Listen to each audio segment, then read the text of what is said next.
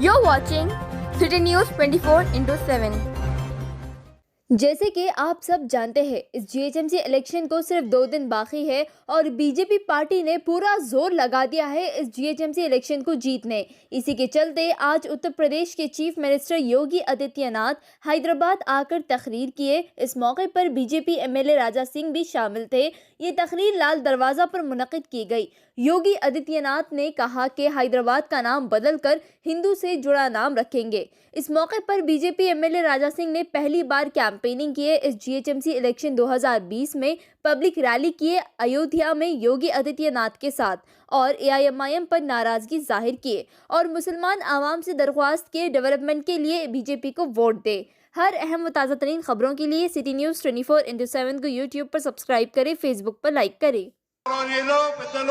योगी आदित्यनाथ గారికి అదే విధంగా తెలంగాణ రాష్ట్ర యువ సామ్రాట్ బండి సంజయ్ గారికి భాగ్యనగర్ యువ సామ్రాట్ రాజా సింగ్ గారికి జాతీయ భాస్కర్ రాజ్ గారికి అదే విధంగా ఈ ప్రాంతానికి చెందిన పాతపట్టణ టైగర్ ఆలయ సికందర్ గారికి అదే విధంగా ఈ సభకు విచ్చేసినటువంటి 45 కార్పొరేటర్లకు ఈ సభను విజయవంతం చేసినటువంటి ప్రతి ఒక్క భారతీయ జనతా పార్టీ యువ సైనికులందరికీ కూడా మా హైదరాబాద్ పార్లమెంట్ తరఫున ప్రత్యేక పాదాభివందనాలు।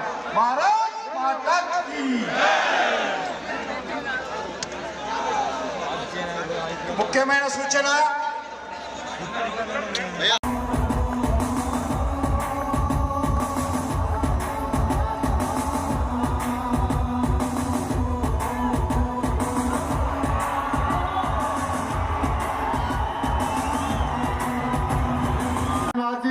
अब हमारी सभा को संबोधित करेंगे।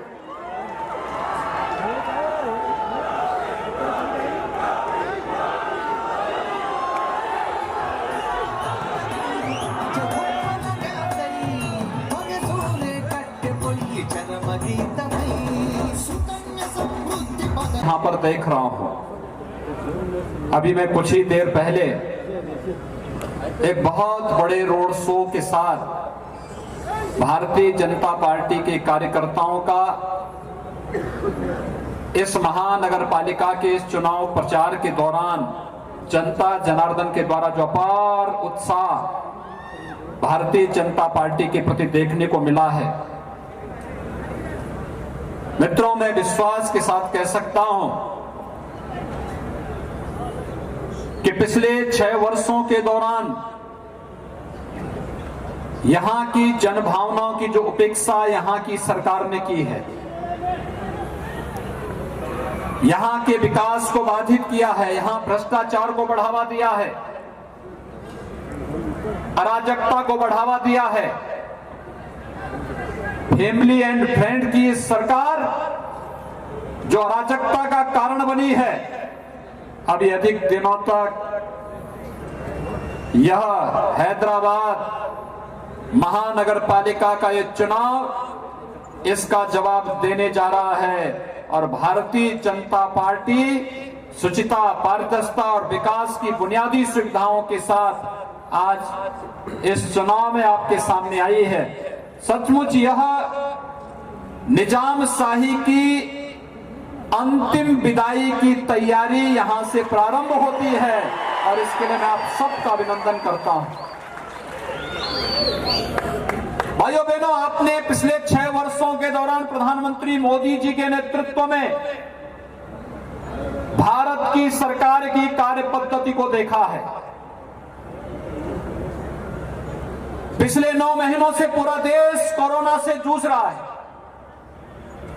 और पूरी दुनिया के अंदर प्रधानमंत्री मोदी जी के नेतृत्व में कोरोना मैनेजमेंट के लिए जितना बेहतरीन कार्य हुआ, दुनिया ने उसको सराहा है, WHO ने उसकी सराहना की है।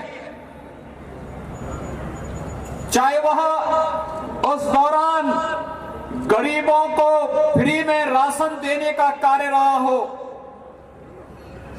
आत्मनिर्भर भारत के अंतर्गत नौजवानों के लिए रोजगार का कार्य रहा हो, जनधन अकाउंट धारी महिलाओं के खातों में पैसा देने का कार्य हो, या प्रधानमंत्री किसान सम्मान निधि का पैसा डीबीटी के माध्यम से देश के 12 करोड़ किसानों के अकाउंट में देने का हो। ईमानदारी के साथ सबका साथ, सबका विकास और सबके विश्वास पर केंद्र की मोदी सरकार खरी उतरी है।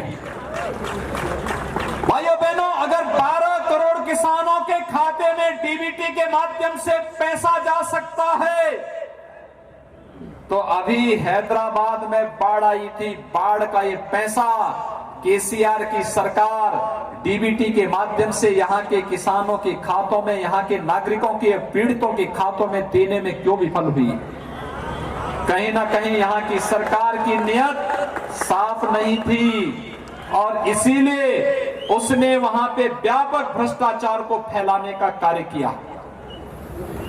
मैं उत्तर प्रदेश से हूं। पिछले 3.5 वर्षों से प्रदेश में मुझे मुख्यमंत्री भारतीय जनता पार्टी ने बनाया, प्रधानमंत्री मोदी जी ने बनाया।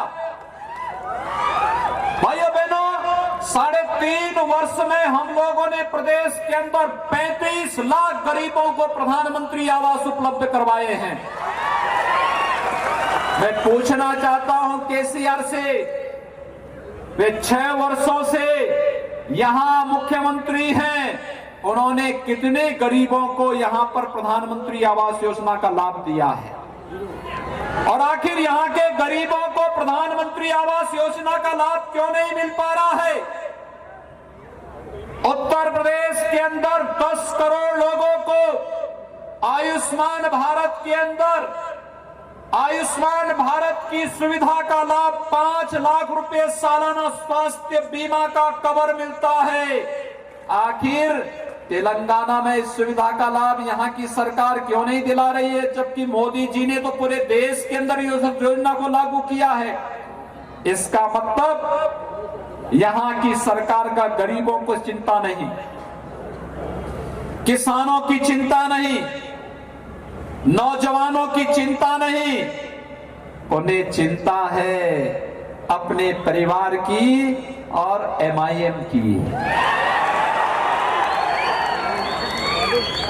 उन्हें चिंता है अपने परिवार की और एमआईएम की, यहां की जनता की चिंता नहीं है। और भाइयों बहनों, एमआईएम की कार्य पद्धति किसी से छुपी भी नहीं। भूपेन्द्र जी बिहार के चुनाव के प्रभारी थे भारतीय जनता पार्टी के, और बहुत भारी विजय प्रधानमंत्री मोदी जी के नेतृत्व में भारतीय जनता पार्टी ने बिहार के अंदर अपने गठबंधन के साथ फिर से सरकार बनाई है। भूपेन्द्र जी चुनाव के बाद आज यहाँ पर मेरी पहली मुलाकात हो रही, मैं उनका अभिनंदन करता हूँ। जितनी शानदार विजय बिहार के अंदर हुई, बिहार के अंदर फिर से भारतीय जनता पार्टी गठबंधन की सरकार बनी। एमआई पूरा भारत उनका परिवार है और केसीआर के लिए अपना परिवार ही तेलंगाना हो गया है। यही अंतर है। एमआईएम के लिए तो 2 भाई के अलावा तीसरा कोई है ही नहीं, और किसी के बारे में सोच ही नहीं सकते, हमेशा उल्टा ही बोलेंगे। भाइयों बहनों, ट्रिपल तलाक की कुप्रथा को मोदी जी ने समाप्त कर दिया हमेशा के लिए। 3 तलाक के नाम पर आधी आबादी पर अब कोई अत्याचार नहीं कर पाएगा, और करेगा तो जेलें उसका विचार करेंगे। और मैं सचमुच जब 5 अगस्त को प्रधानमंत्री मोदी जी ने अयोध्या में राम मंदिर के कार्य का शुभारंभ किया, मेरी हार्दिक इच्छा थी कि यहां से भी आप लोगों को भी आमंत्रित करो, लेकिन कोविड-19 के प्रोटोकॉल को ध्यान में रखना था। भाइयों बहनों, कोविड-19 के प्रोटोकॉल को ध्यान में रख करके कार्य भगवान राम के भव्य मंदिर के निर्माण कार्य को आगे बढ़ा दिया गया। 492 वर्ष के इतिहास में जो कार्य कभी नहीं हो पाया, आज मोदी जी के नेतृत्व में अयोध्या में भगवान राम के भव्य मंदिर के निर्माण का कार्य आगे बढ़ चुका है। आने वाले 3-4 वर्षों में जब भगवान राम का भव्य मंदिर का निर्माण होगा, आप में से एक एक व्यक्ति अयोध्या में सादर आमंत्रित होगा भगवान राम के रामलला के दर्शन करने के लिए। यह आनंद आप सबको भी प्राप्त होगा। यह है राष्ट्र गौरव, यह है आत्म गौरव का भाव। और राम मंदिर बनने का मतलब राम राज्य की उस अवधारणा को जो सबका साथ, सबके विकास के साथ हम सबको आगे बढ़ने की प्रेरणा देता है।